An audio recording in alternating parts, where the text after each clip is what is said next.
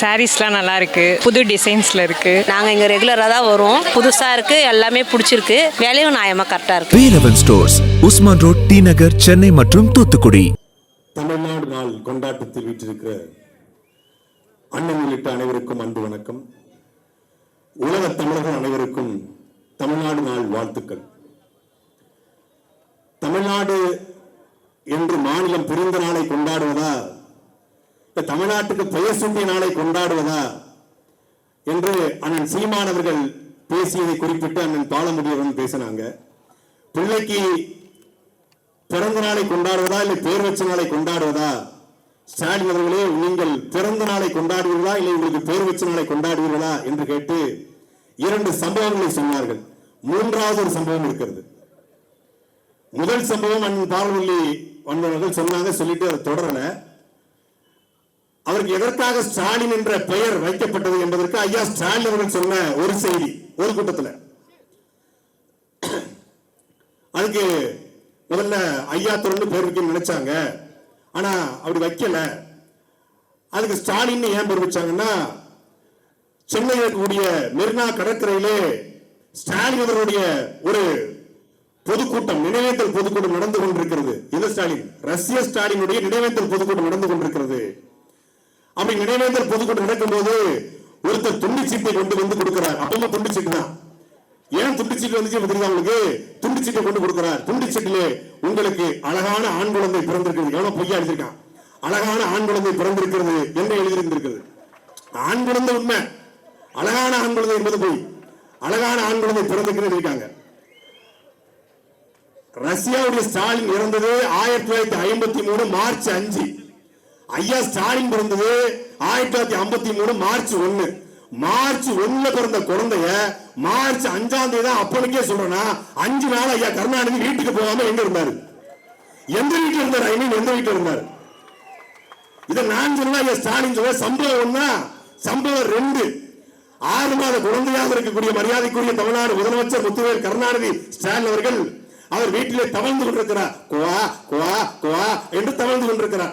அப்படி தவழ்ந்து கொண்டிருக்க பொழுது அவங்க அத்தை சூடியிருந்த பூவில் இருந்த ஒரு கோணி ஊசி ஊக்கு கீழே விழுந்து விட்டது. பூவும் கீழே விழுந்து விட்டது. அந்த ஊக்கை 6 மாத குழந்தையாக குவா குவா என்று கத்திக்கொண்டிருந்த ஸ்டாலின் எடுத்து வாயிலே போட்டு விடுகிறார். அக்கம் பக்கத்து உறவினர்கள், அத்தைகள், பெரிய மக்கள் துடித்து போகிறார்கள். ஆனாலும் அவர் அப்படியே உறுதியா இருக்க, 6 மாசம் குழந்தை உறுதியா இருக்கு. மருத்துவத்தை போறாங்க. இது மெடிக்கல் மிராக்கல். ஒரு ஊக்கை முழுங்கி இப்படி ஒரு 6 மாத குழந்தை பிழைத்ததே கிடையாது. Medical miracle. இவன் ஒரு எக்கு இதயம் கொண்டவன் என்று சொல்றார். எக்கு இதயம் கொண்டதினால் அந்த எக்கு போல இருந்த ஸ்டாலின் பெயரை எனக்கு வைத்தார்கள் என்று 6 மாத குழந்தையா இருந்து ஊக்க முழுங்கினதுக்கு தான் ஸ்டாலின் பேர் வச்சாங்கன்னு ஐயா ஸ்டாலின் சொல்றாரு. 6 மாசம் பேர் வைக்காம உங்க அப்பா கருணாநிதி எங்க போயிருந்தாரு? எனக்கு பிள்ளை பிறந்ததுக்கு வரல, பேர் வைக்கிறதுக்கு வரல, எனக்கு தெரியல. தெரிஞ்சவங்க அம்பத்தூர்ல மாநில திமுக காரங்க இருந்தா மறுநாள் கூட்டம் போட்டு பேசு. இப்ப சம்பவத்துக்கு வரேன்.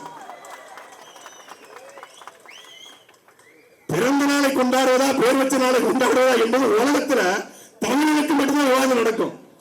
அங்கே மலையாளிகள் கேரள பிறவி என்று 2 யானைகளை பாயிர கேரள கொடியை தூக்கி கொண்டு அங்கே கேரள பிறவியை கொண்டாடுகிறாங்க. இதே நாள்ல மாநில தெலுங்கர்கள் ஒரு கும்பம் போல கொடியை வைத்துக் கொண்டு ஆந்திர தினம் என்று இந்த நாளை கொண்டாடுறாங்க.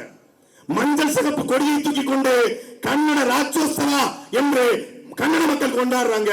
ஆனால் தமிழ்நாட்டில் 8 கோடி தமிழர்கள் வாழ்கிற நாட்டில் மொழி வழியாக மாநிலம் பெறுவதற்கு காரணமாக இருந்து அந்த போராட்டத்தை முன்னெடுத்த தமிழ்நாட்டில் தமிழ்நாடு நாளை ஒரு அரசு கொண்டாட முடியல.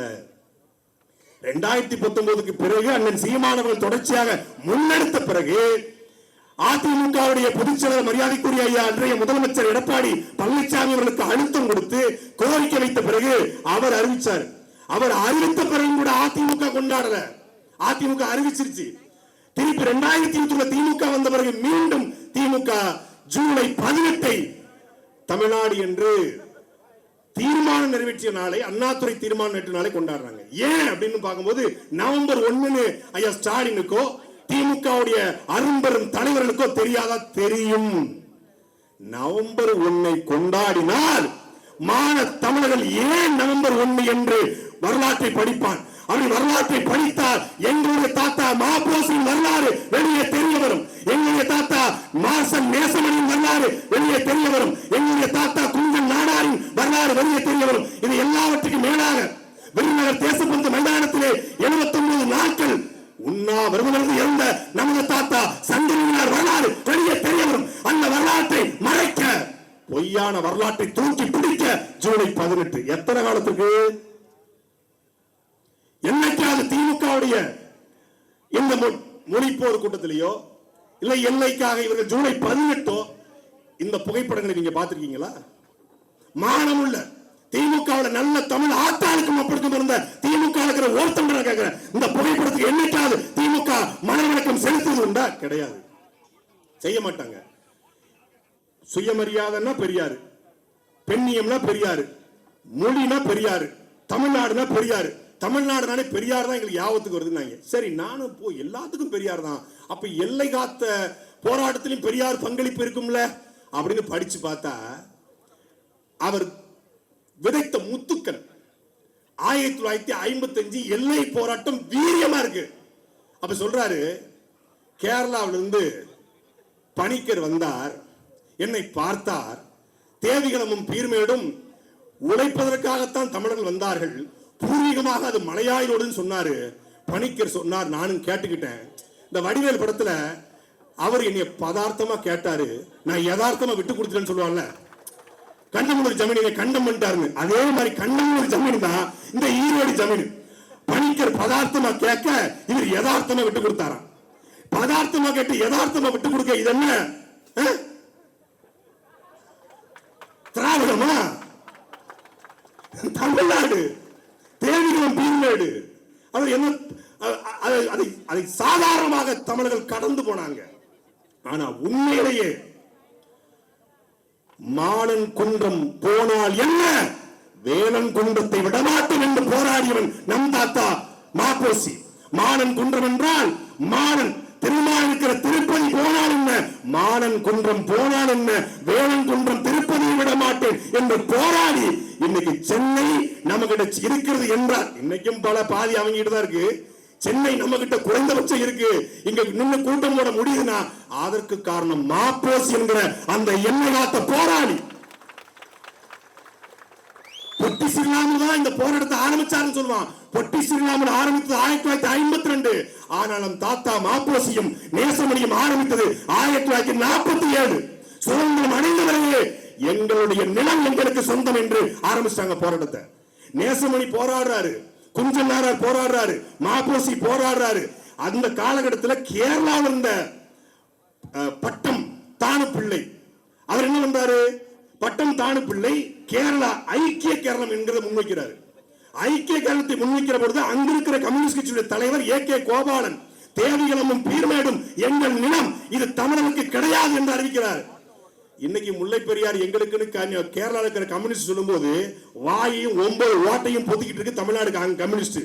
ஆனா அன்னைக்கு தேவிகளமும் பீர்மேடும் எங்கள் நிலம் என்று ஏ.கே. கோபாலன் சொன்ன பொழுது, இப்படியே நீங்க சொல்வீர்கள் என்றால் நாங்கள் மிகப்பெரிய போராட்டத்தை முன்னெடுக்க வேண்டும் என்று மானமுள்ள கம்யூனிஸ்ட் சொன்னார். கடைசி கம்யூனிஸ்ட் நம் தாத்தா சி ஜீவானந்தம். அந்த ஜீவானந்தம் என்ற ஒரே கம்யூனிஸ்ட் மட்டும்தான் சொல்றான். கம்யூனிஸ்ட் கட்சியில் இருந்து கொண்டு கம்யூனிஸ்ட் எடுத்து போராடினார். அதே போல நேரு சென்னையை 2 மாநிலத்துக்கான தலைவராக மாத்திரும், பிரச்சனை வேண்டாம், தெலுங்கர்களுக்கும் தமிழருக்கும் எப்படி சண்டிகரை பஞ்சாபுக்கும் ஹரியானாவுக்குமான பொது தலைநகர வச்சிருக்கோமோ அப்படி ஆந்திராவுக்கும் தமிழ்நாட்டுக்குமான பொது தலைநகர சென்னையை வைக்கலாம் என்று நேரு சிந்திக்க பொழுது, அப்படி ஒரு ஆணையை நீங்கள் அனுப்பு என்றால் அதுதான் என் ராஜினாமா கடிதமாக இருக்கும் என்று எச்சரித்தவர் இந்த மண்ணையாண்ட ராஜாஜி. அவரை பாப்பான்ட்டான். ராஜாஜி நமக்கு விமர்சனம் உண்டு, குலக்கல்வி திட்டத்தை கொண்டு வந்தார், பள்ளிக்கூடங்களை மூடினார், விமர்சனம் உண்டு. ஆனால் மொழியில் எல்லை போராட்டத்தை தமிழ்நாடு என்கிற பிரச்சனை உறுதியாக இருந்தார் ராஜாஜி.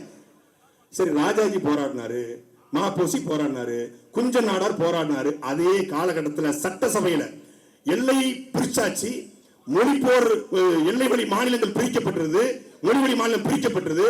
சட்டசபையில ஒருத்தர் பேசுறாரு, அவரை தேசியவாதின்னு பல பேர் சொல்றான். சட்டசபையில சொல்றாரு, கேரள சகோதரனுக்கு என்று ஒரு மாநிலம் உருவாகிவிட்டது, ஆந்திர கன்னட சகோதரனுக்கு என்று ஆந்திரம் என்ற மாநிலம் உருவாகிவிட்டது. கன்னட சகோதரனுக்கு என்று கன்னடம் என்று மாநிலம் உருவாகிவிட்டது. பிறகு எதற்காக மெட்ராஸ் மாகாணம் என்கிற இந்த தமிழ்நாடு சட்டசபையிலே, தமிழக சட்டசபையிலே தெலுங்கர்களும் கன்னடர்களும் மலையாளிகளும் அவை உறுப்பினராக இருக்கிறார்கள் என்பதை மாண்புமிகு முதலமைச்சர் சொல்ல வேண்டும் என்று கேட்டவர் நம் தாத்தா தெய்வ திருமகனார் முத்துராமலிங்க தேவர். அவர் பேசியது இந்திய தேசியமா தமிழ் தேசியமா? தமிழ்நாட்டை தமிழர் ஆள வேண்டும் என்கிற பேரன் சீமான் வைக்கிற முழக்கத்தை அன்னைக்கு வச்சவர் தாத்தா முத்துராமலிங்க தேவர். இன்னைக்கு அவரை பல பேர் அவர் தேசியமும் தெய்வீகம்னு சொல்லிட்டாரு, தூக்கிட்டு போயிட்டாங்க. எல்லாம் களவாடுறதுதான். அந்த குடும்பம் ஒரு பக்கம் களவாங்க, இந்த கும்பல் ஒரு பக்கம் களவாங்க. இப்படி நம்முடைய வரலாறு தெரிந்துவிடக் கூடாது என்பதற்குத்தான் ஜூலை 18 அவன் நடத்துறான். இது நெருப்பை குப்பையை போட்டு மூடுற மாதிரி அந்த கதை. அது 2009க்கு முன்னாடி நீ குளிர் காஞ்சிக்கலாம், 2009க்கு பின்னாடி தமிழ்நாட்டில் எந்த நாள் கொண்டாடப்படணும் என்பதை தீர்மானிப்பது பிரதமருடைய பிள்ளை செந்தமிழன் சீமானுடைய அவருடைய தம்பி. என்ன நீ என்ன செய்யணும்? நீ வடக்க போகணுமா தெற்க போகணுமா? நீ மேற்க போகணுமா கிழக்க போகணுமா? நீ பேண்ட் ஷர்ட் போடணுமா? நீ என்ன பண்ணணும்? நீ அந்த பக்கம் நிக்கணுமா இந்த பக்கம் நிக்கணுமா? நடுவில் லாரி அடிப்படி சாகணுமா? எல்லாத்தையும் தீர்மானிக்கிறது அண்ணன் தான். இதே நவம்பர் 1 தான். ஒண்ணு அந்த பக்கம் நில்லு, இல்ல இந்த பக்கம் நில்லு, இப்படி சாக அப்படின்னு சொன்னது இதே நாள்ல தான். அன்னைக்கு சொன்னது இன்னைக்கு வரைக்கும் மாறல. லாரி அடிபட்டு செத்தாங்களே கரூர்ல, அவர் சொன்னாரு நடந்துச்சு. தீர்க்கதரிசி தேவருக்கு பிறகு தீர்க்கதரிசி அண்ணன் தான். செத்துட்டாங்க, இப்ப கொதிக்கிறாங்க. இல்ல இல்ல அதுக்கு அது காரணம் இது காரணம். அண்ணன் சீமான் அவர்கள் மட்டும்தான் சொன்னாரு, ஒவ்வொருத்தரும் பொறுப்பு இருக்கணும். இது தனிமனிதன் தவறு அல்ல, ஊடகங்களுடைய தவறு, ஒவ்வொருத்தருடைய தவறு என்று செப்டம்பர் மாதம் 27 கரூர்ல அந்த கரூர் மருத்துவமனை வாசல்ல பேசினார். ஊடகங்கள் நீங்கள் பொறுப்பேற்கணும் இந்த தவறுக்கு என்று அண்ணன் சீமான் பேசியதை அல்டிமேட் ஸ்டார் அஜித்குமார் நேற்று பேசியிருக்கிறார். ஏன்னா உண்மையை எல்லாரும் ஒரே மாதிரி பேசுவாங்க. அவர் பேசுவார், இது தனி மனிதன் தவறு இல்ல, ஒட்டுமொத்த சமூகத்தின் தவறு. அதை மட்டும் சொல்லல, கூட்டம் கூட்டி நான் யார் என்று காட்டுவேன் என்கிற மனநிலை ஆபத்தானது என்று பதிவு செய்கிறார். அந்த தன்மானமிக்க அந்த மனிதனுக்கு இருக்கிற அடிப்படை சமூக புரிதல் ஒவ்வொரு நடிகனுக்கும் வந்துவிட்டால் இந்த நாட்டிலே மாற்றம் நிகழும். சீமான் பேச்ச நிறைய கேட்பார் போல இருக்கு, கேட்காம எப்படி இருக்க முடியும்? அப்போ அப்படி இந்த நிலத்தில் எதை செய்ய வேண்டும் எதை செய்யக்கூடாது என்று முடிவெடுக்கிற இடத்துல நாம் இந்த மகிழ்ச்சி வந்திருக்கிறது. இல்லைன்னா அம்பத்தூர்ல சனிக்கிழமை சாயந்தரம் வீக்கெண்ட்ல இண்டஸ்ட்ரீஸ் ஏரியாவில் கோட்டரும் கோழி பிரியாணி கொடுக்காம துட்டு கொடுக்காம இவ்வளவு பெரிய கூட்டத்தை எவனாலும் கூட்ட முடியுமா? ஒருத்த வர மாட்டான். ஏன் பேசுறது? சீமான் கருத்தா பேசுவாரு, வரலாற்றை பேசுவாரு, இனத்தை பேசுவாரு, மொழியை பேசுவாரு, அனில் 65 ஃப்ரை எல்லாம் போடுவாரு. அப்படின்னு வந்து உட்கார்ந்துருக்கான். சனிக்கிழமை சாயந்தரம் அனில் 65 கொஞ்சம் சாப்பிட்ட கொஞ்சம் உடம்புக்கு எதமா இருக்கும். படிகால வர பிறந்துச்சு இல்லையா? நானே அனில் 65 பார்க்க தான் வந்திருக்கேன். அப்போ வரலாற்றை மாற்றுகிற ஒரு இடத்தில் நாம் இந்த முயற்சி வந்து நிற்கிறது. அன்பிற்குரிய மக்களே, இவர்கள் சொல்லிக்கொண்டே இருப்பான், இவன் ஜூலை 18 செய்யட்டும் என்ன. ஆனா ஒரு நாள் இந்த அதிகாரத்தில் நாம் தமிழக தலைமை ஒருங்கிணைப்பாளர் செந்தமிழன் சீமான் வருகிற பொழுது நவம்பர் 1 ஐயா ஸ்டாலின் இதே கொடியை ஏற்றி கொண்டாடுகிற நிலைக்கு நாம் தள்ளுவோம். நான் அவர்களை கொண்டாடுவோம், அவர்களையும் கொண்டாடுவோம். ஒதுங்கு ஸ்டாலின் கொண்டாடுவாரு, சுபவர பண்ணியனும் கொண்டாடுவாரு, எல்லாரையும் கொண்டாடுற இடத்துக்கு நாம தள்ளி கொண்டிருக்கிறோம். 2026க்கு பிறகு தமிழ்நாட்டு அரசியல் தலையிலாக மாறிய பொழுது நவம்பர் 1 மட்டுமே தமிழ்நாடு நாளாக கொண்டாடப்படும். அது உலக தமிழர்கள் கொண்டாடுற நாளாக மாறும். நன்றி, வணக்கம். நாம் தமிழ். தொடர்ந்து மாநில ஒருங்கிணைப்பாளர் இப்ராஹிம் கபீர்.